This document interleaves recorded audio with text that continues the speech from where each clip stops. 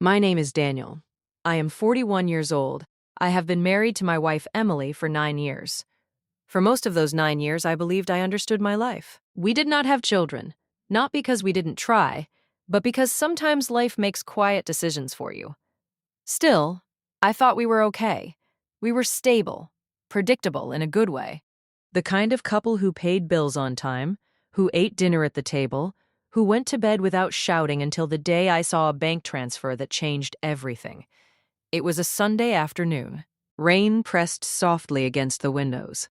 I was sitting at the kitchen table with my laptop, paying bills, mortgage, electricity, insurance, normal things. The coffee beside me had gone cold while I clicked through our bank statements.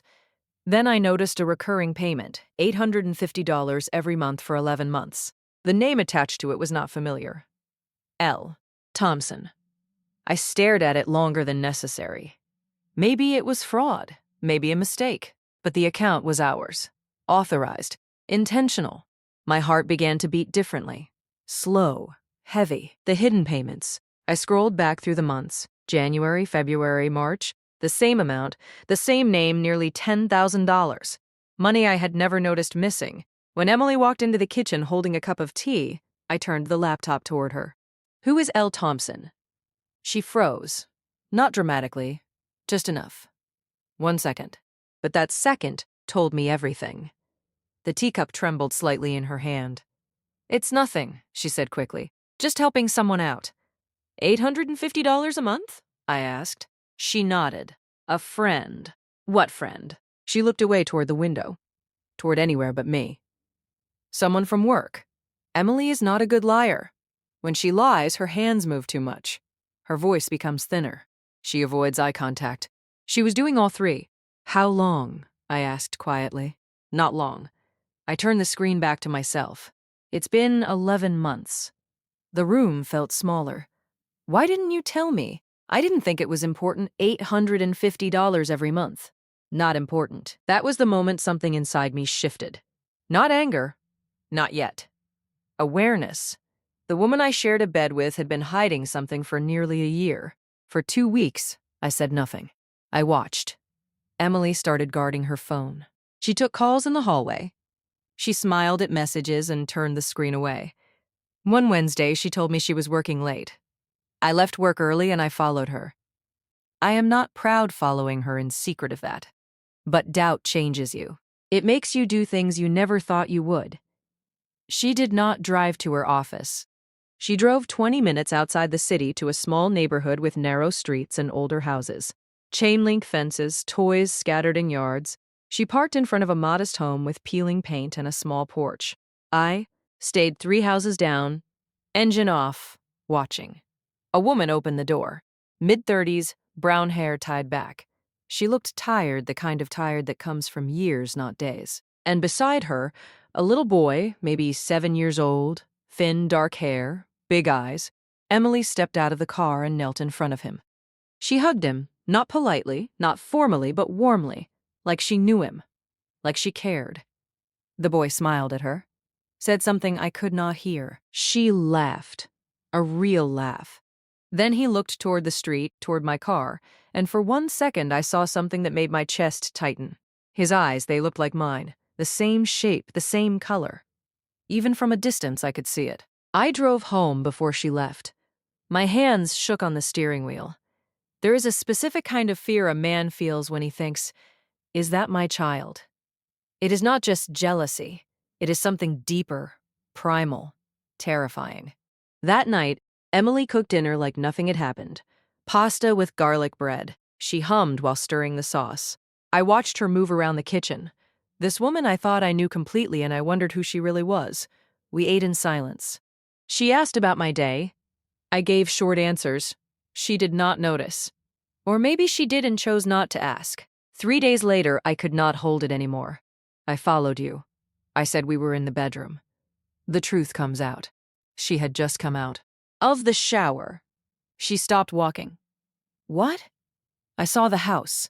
Her face drained of color. I saw the woman. Tears filled her eyes. I saw the boy. Silence filled the room. Then I asked the question that had been burning inside me. Is he mine? The words felt sharp in my mouth. She looked up at me.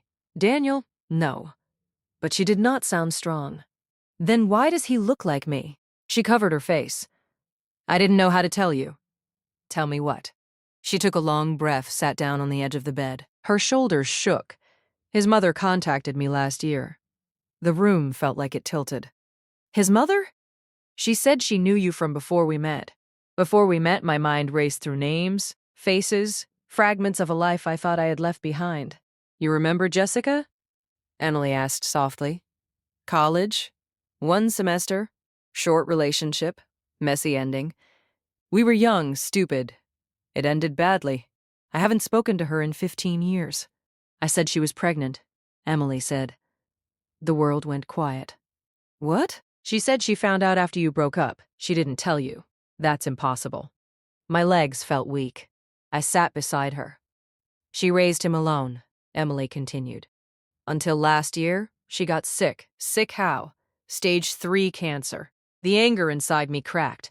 She couldn't work anymore. Emily said medical bills piled up. She didn't know how to reach you. She found our wedding website. My name was public.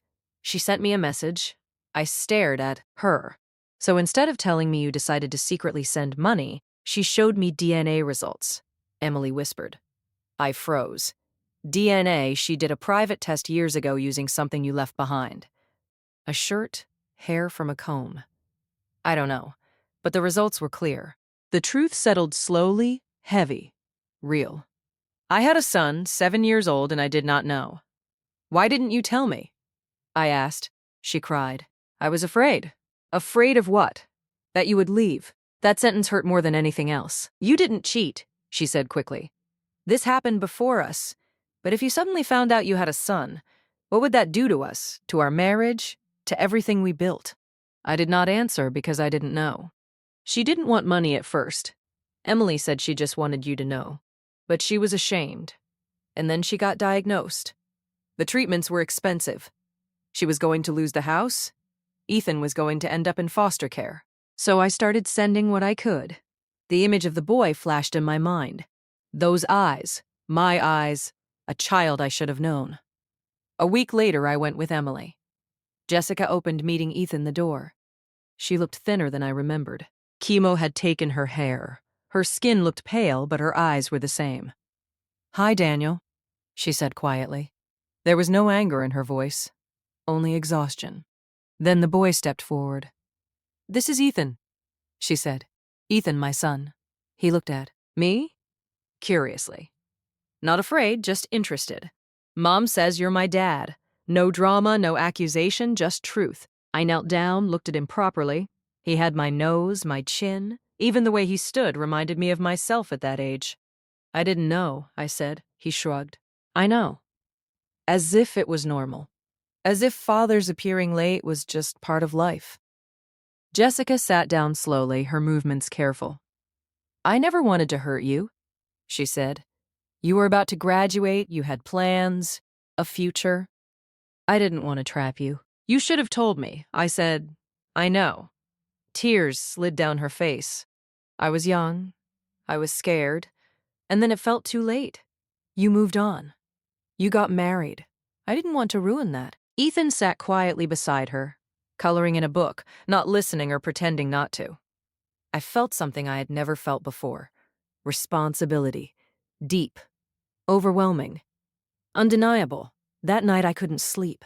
I lay in bed staring at the ceiling. I imagined his first steps, his first words, his first day of school, birthdays I never celebrated, scraped knees I never bandaged.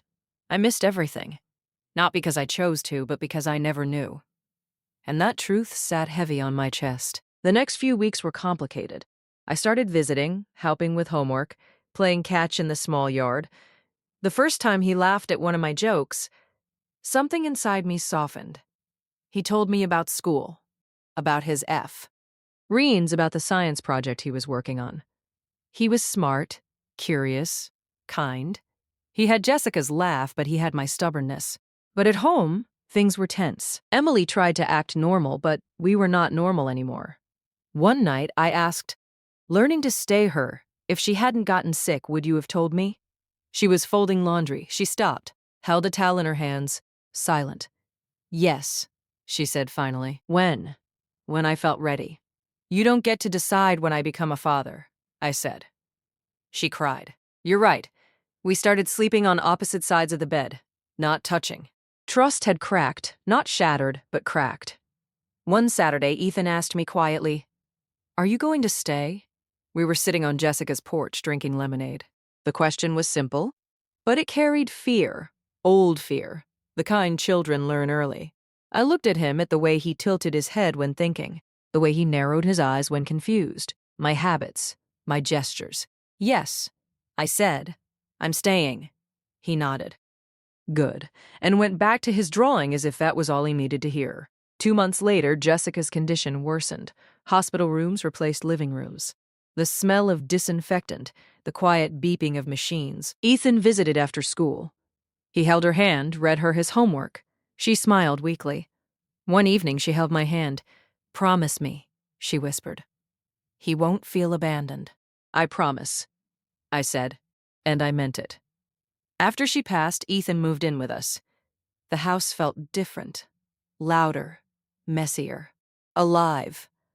The first night he slept in the guest room, I stood in the hallway listening to his breathing. I felt fear. What if I failed him? What if I didn't know how to be a father? What if I was too late? One evening, while I was helping him with math, he looked up and said softly, Dad, it was natural, unplanned, but it stopped my heart. Yes, I replied. He smiled.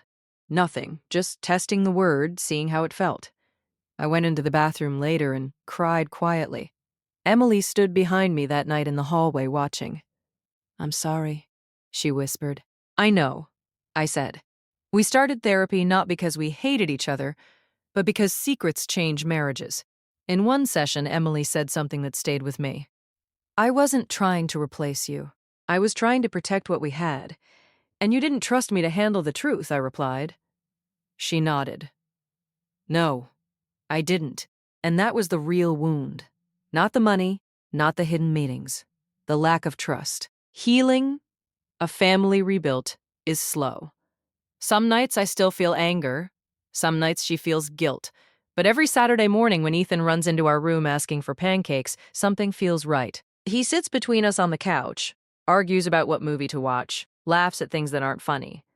And I think this is why. Tea. I almost missed. If you had asked me a year ago what would destroy my marriage, I would have said infidelity, lies, another family. But life is more complicated than that. I did have another family, I just didn't know it. And the hidden child did not break my life.